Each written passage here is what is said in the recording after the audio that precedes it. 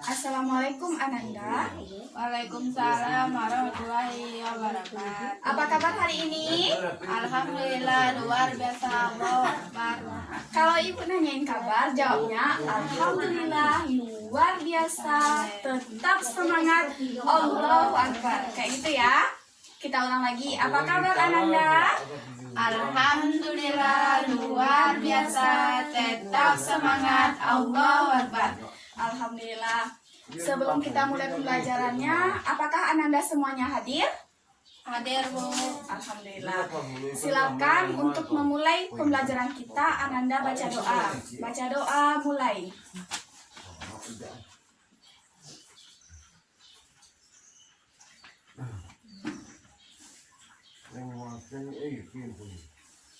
Amin. Oke, ada yang tahu apa materi kita hari ini? Ada, Bu. Apa nih?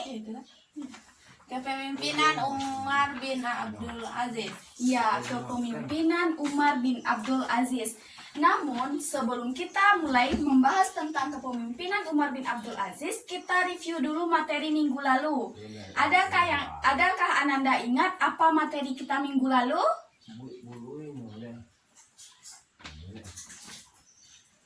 Aira? Nggak ada yang ingat?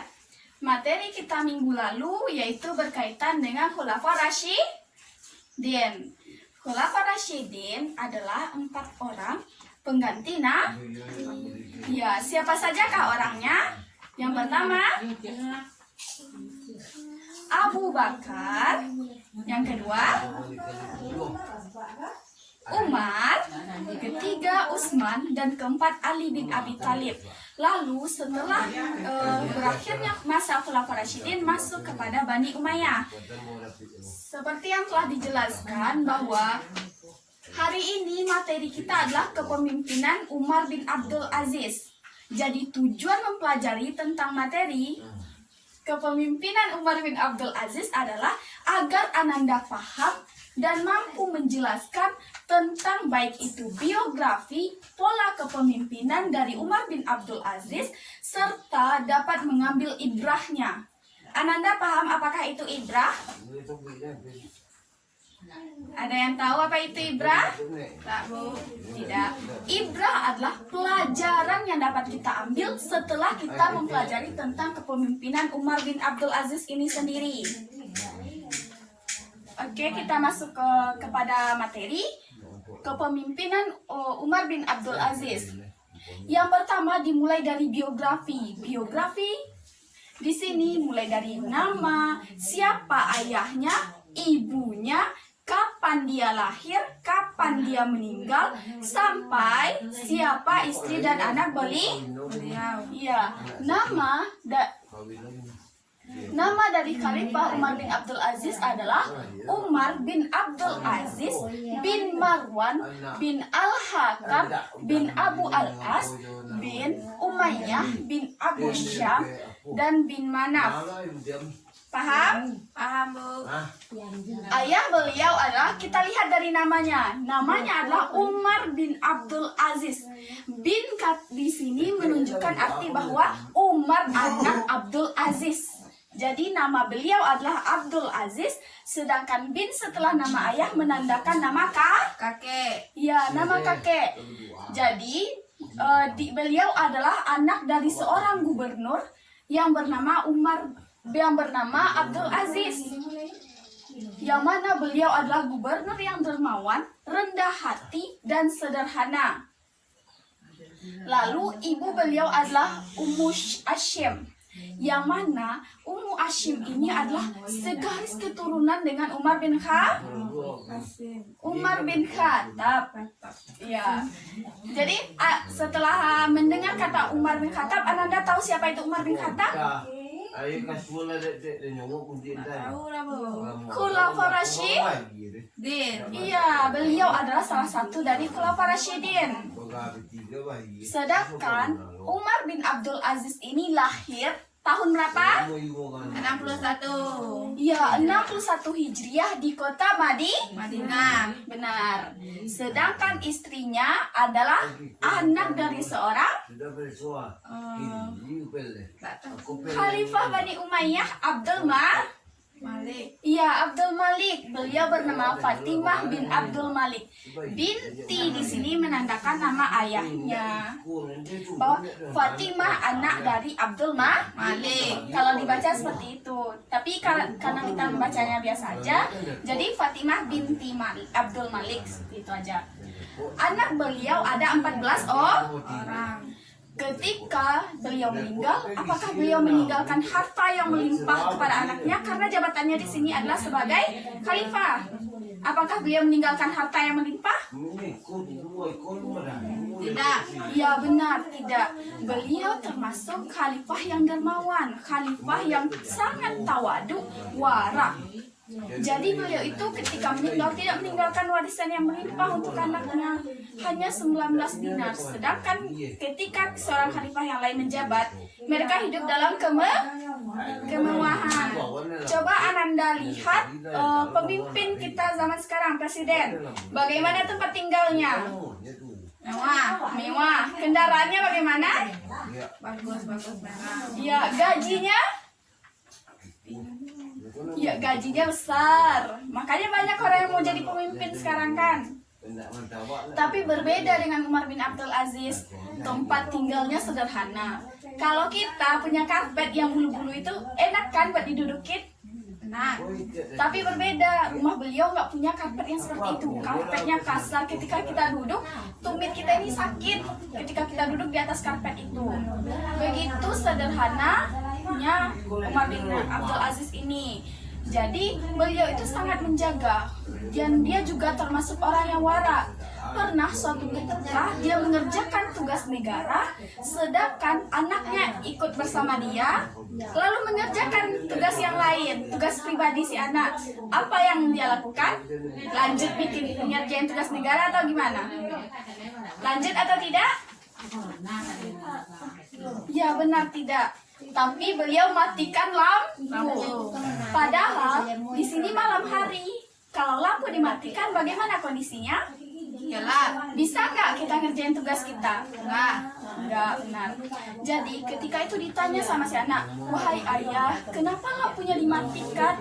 Lalu beliau menjawab, wahai anakku, listrik ini, lampu ini dibiayai oleh negara untuk kepentingan negara. Sedangkan aku mengerjakan kepentingan negara, apa yang engkau lakukan? Mengerjakan kepentinganmu. Begitu takutnya beliau terhadap pertanggungjawaban yang akan diminta kelak di akhirat. Jadi beliau mematikan lampu negara yang difasilitasi oleh negara. Kalau pemerintah kita bagaimana? Suka pakai fasilitas negara? Suka. Jadi di sini banyak hal yang patut kita contoh dari kepemimpinan Umar bin Abdul Aziz. Iya. Setelah itu wafatnya. Kapan beliau wafat? Jumat. Ya, Jumat. 10 hari terakhir bulan Rajab. Pada tahun 101 Hijriah. Usia berapa? 40. Ya, 40 tahun. Kapan beliau diangkat menjadi khalifah? Umur? Umur 37 tahun. Ya. Di sini dia memerintah, kalau seandainya dia meninggal umur lebih kurang 40 tahun dan diangkat umur 37, berapa masa dia menjabat? 3 tahun. Iya, 3 tahun. Pendek bukan? Ya. Jadi di sini banyak pendapat ulama yang menyatakan bahwa dia memerintah lebih kurang 3 tahun, tepatnya 2 tahun, 5 bulan, 4 hari. Ya, benar sekali. Selanjutnya kita masuk kepada bagian kedua, yaitu pola kepemimpinan beliau. Kalau zaman sekarang kita memilih pemimpin negara, itu bagaimana? Melalui pemilihan secara bersamakah atau turun-temurun? Misalnya Pak Jokowi udah melepas jabatannya lalu digantikan sama anaknya Gibran, seperti itu kah? Enggak. Lalu bagaimana? Ya, dia dipilih bersama melalui pemilu kan. Tapi pada masa beliau, ketika dia menjabat sebagai khalifah, dia diangkat atas wasiat dari khalifah sebelumnya, yaitu Khalifah Sulaiman yang masih satu garis keturunan dengan beliau. Namun beliau tidak senang ketika dibaiat secara turun-temurun, ketika diangkat menjadi pemimpin secara turun-temurun. Kalau kita di posisinya, misalnya Poni, nanti rakyatnya bilang kayak gini, Poni aja deh yang jadi presiden, kami nggak mau. Gimana Poni, mau nggak? Ingat fasilitasnya, gedungnya, masya Allah. Pergi dikawal sama bodyguard, naik mobil bagus, tidur di ruangan ber-AC, nggak kepanasan pagi. Mau nggak jadi presiden kalau kayak gitu? Nggak mau? Masya Allah ya. Jadi beliau tidak senang ketika dibaiat secara turun-temurun. Lalu apa yang beliau lakukan? Dia memerintahkan seluruh muslim, umat muslim yang di sana untuk sholat berjamaah. Setelah selesai sholat, dia berpidato. Nah, kayak gini, Assalamualaikum warahmatullahi wabarakatuh. Lalu menyampaikan puji-pujian terhadap Allah Subhanahu wa Ta'ala. Lalu salawat Nabi. Setelah itu beliau berkata, wahai kaum muslim, aku telah diuji dengan diangkat menjadi seorang khalifah tanpa meminta pandanganku terlebih dahulu dan tanpa meminta pendapatku, dan bukan juga atas permintaanku, serta tidak dibicarakan dengan kaum muslimin terlebih dahulu. Jadi sekarang aku batalkan baiat atasku, pilihlah pemimpin di antara kalian yang kalian ridhoi. Seperti itu beliau menolak. Tapi ketika mendengar sang khalifah berbicara demikian, apa yang dilakukan oleh rakyatnya? Rakyatnya sontak berdiri. Wahai Amirul Mukminin, kami ridho engkau menjadi khalifah, maka pimpinlah kami dengan kebaikan dan keberkahan. Lalu beliau berpesan kepada seluruh kaum muslim agar mereka bersifat tawadu terhadap kemewahan dunia, serta bertakwa kepada Allah Subhanahu wa Ta'ala. Lalu setelah itu beliau berkata, barang siapapun yang mentaati Allah, maka taati dia. Barang siapapun yang tidak mentaati Allah, jangan taati dia. Lalu beliau berkata lagi, wahai sekalian manusia, kalau aku taat terhadap Allah, maka taati aku. Kalau seandainya aku tidak taat kepada Allah, maka jangan taati aku. Seperti itu seorang pemimpin. Dia memimpin berdasarkan syariatnya Allah, bukan berdasarkan hawa nafsu, apalagi emosi semata. Lalu setelah itu beliau turun dari mimbar, mengumpulkan seluruh ulama, mulai dari yang paling pintar sampai pokoknya seluruh ulama dikumpulkan dalam satu ruangan. Lalu beliau berkata, aku mengumpulkan kalian untuk meminta pendapat dari kalian. Bagaimana suatu harta yang diambil secara zalim dan masih bersama denganku sampai sekarang, apakah yang harus aku lakukan? Lalu para ulama menjawab bahwa sesuatu yang diambil tidak pada masa pemerintahanmu, bukan tanggung jawabmu lagi. Kalau kita seandainya demikian, keluarga kami dulu mengambil tanah dari si A. Apa yang harus kami lakukan? Lalu para bapak dan ibu tadi menjawab, nggak apa-apa nak, kan yang ngambil bukan kalian. Kita bilang apa? Hore, akhirnya bisa juga buat kami. Tapi tidak dengan beliau. Beliau masih tidak bersenang hati ketika mendengar jawaban yang demikian. Lalu dikumpulkan lagi seluruh orang, termasuk anaknya. Lalu mereka menjawab, kembalikan kalau seandainya kamu tahu siapa orangnya. Karena orang yang mengambil dan orang yang menikmati mendapatkan pertanggungjawaban yang sama. Ya. Selanjutnya kita masuk kepada kebijakannya. kebijakannya di sini mulai dari apa aja usaha yang mereka lakukan selama dalam masa pemerintah. Ya, pertama di bidang agama. Apa saja usaha yang dilakukan oleh khalifah? Menghidupkan di Al-Quran dan Sunnah, menerapkan syariat. Ya, menghidupkan lagi Al-Quran dan Sunnah serta menerapkan syariat. Di sini dia memerintahkan kepada seorang mukmin untuk kembali sholat berjamaah. Ya, menetapkan syariat secara Pembukaan hadis. Itu bagian ilmu pengetahuan. Dia menetapkan syariat dengan sungguh-sungguh, tidak pilih-pilih lagi. Misalnya dalam Al-Quran ditetapkan bahwa puasa itu wajib, sama halnya dengan memakai jilbab. Juga dikatakan dalam Al-Quran, wahai Nabi, katakanlah kepada anak-anakmu, istri-istrimu, dan istri orang-orang mukmin untuk memakai jilbab ke seluruh ya. Dia menetapkan kembali syariat yang telah mulai longgar terhadap kaum muslim. Misal Foni, kalau keluar rumah pakai jilbab enggak? Lain kali harus pakai jilbab karena di sini jelas perintah Allah dalam Quran surat Al-Ahzab bahwa kita diperintahkan untuk menutup aurat. Iya. Bukan hanya dalam Quran surat Al-Ahzab tapi juga An-Nur 31. Ya. Selanjutnya pembukuan hadis. Kalau zaman dulu pembukuan hadis itu kan tidak seperti sekarang ada kertas. Dulu yang ada itu orang menulis di atas, ketika masa Nabi, pelepah kurma, di atas batu, kulit hewan.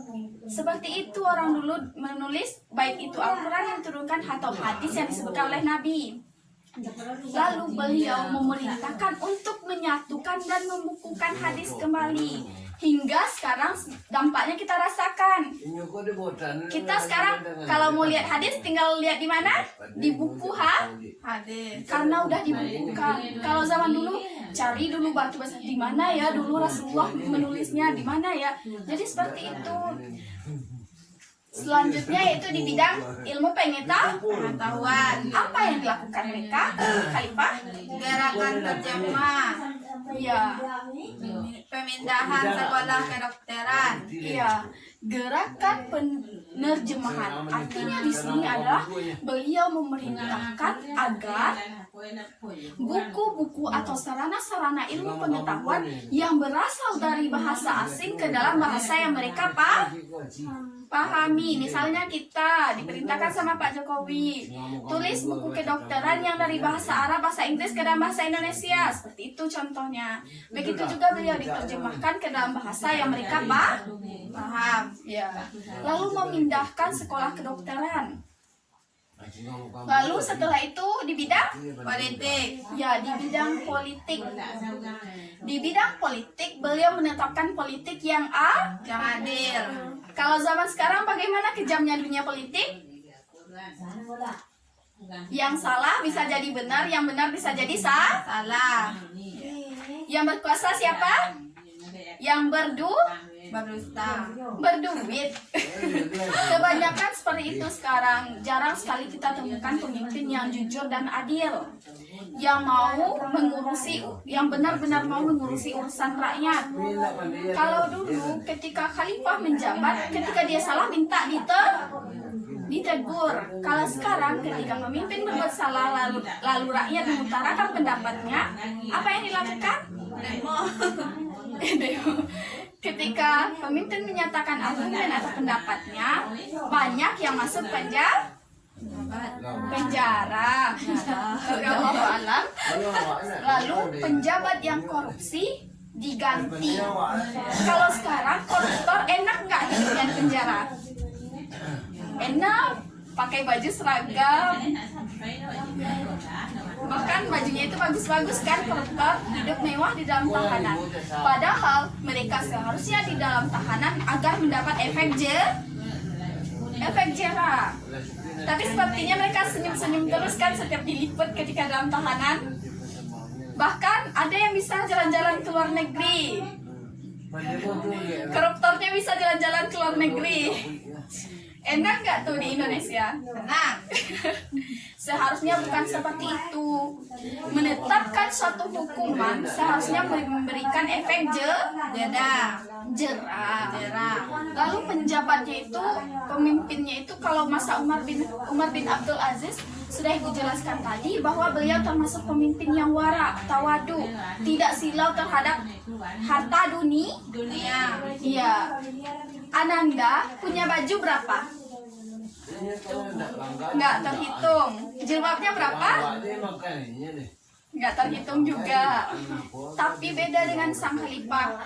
Sang khalifah ketika sholat Jumat dia pernah terlambat.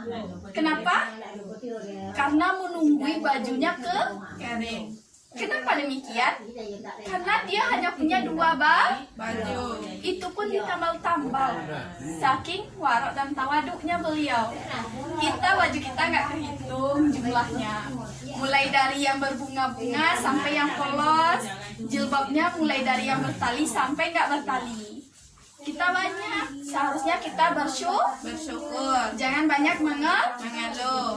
Oke, sampai di sini Ananda paham? Paham, Bu. Ada yang ingin ditanyakan? Kalau tidak ada yang ingin ditanyakan, Ibu yang bertanya ya.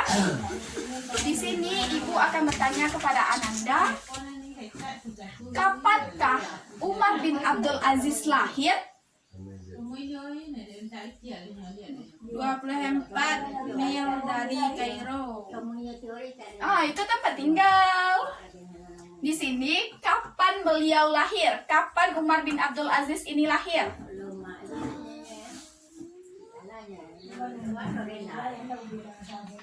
Ayo, kapan? Ada yang tahu? Ayo, berarti nggak Pak? Kapan Umar bin Abdul Aziz lahir? Ada yang tahu? Ayo, Aira? Lupa, Bu. Beliau lahir tahun 61 Hijriah. Iya. Pertanyaan berikutnya. Siap. Kapan beliau wafat? Meninggal?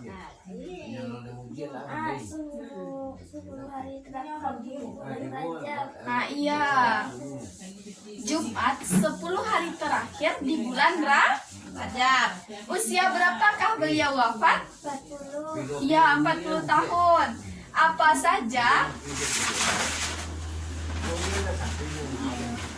saja kebijakan beliau dalam bidang ilmu agama?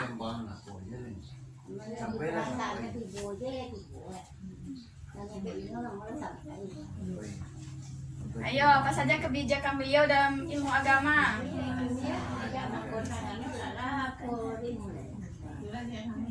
Ayo, Aira?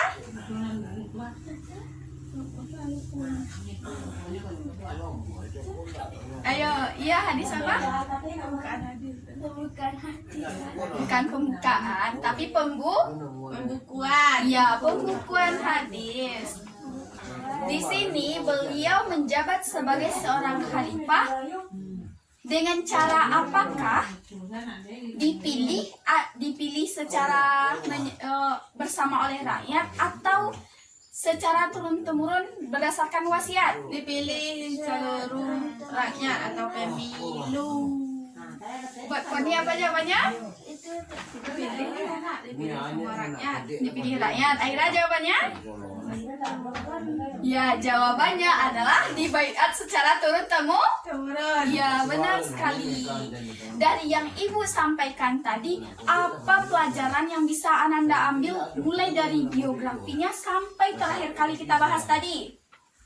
Apa yang bisa Ananda jadikan pelajaran?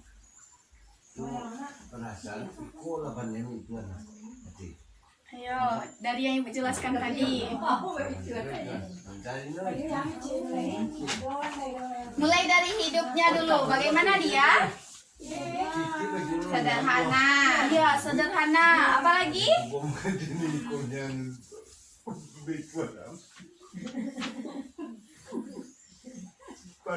Ayo, Aira, apalagi?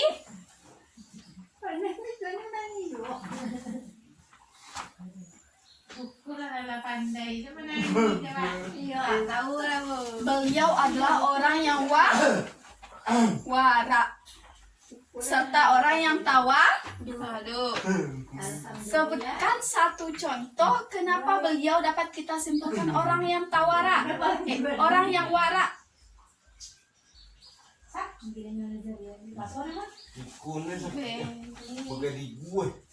Seperti kisah beliau dengan anaknya. Apa yang mereka lakukan? Ketika anaknya ikut mengerjakan tugas bersama beliau, yang tugas pribadinya apa yang beliau lakukan? Iya, mematikan lampu. Kenapa dimatikan?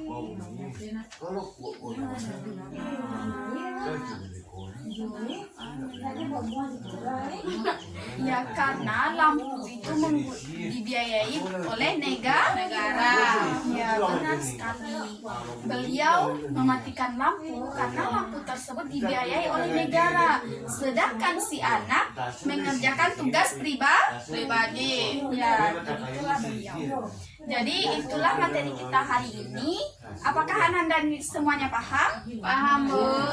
Oke, sebelum kita tutup pembelajaran, Ibu akan simpulkan terlebih dahulu terkait dengan pola kepemimpinan Umar bin Abdul Aziz tadi. Jadi beliau adalah anak dari Abdul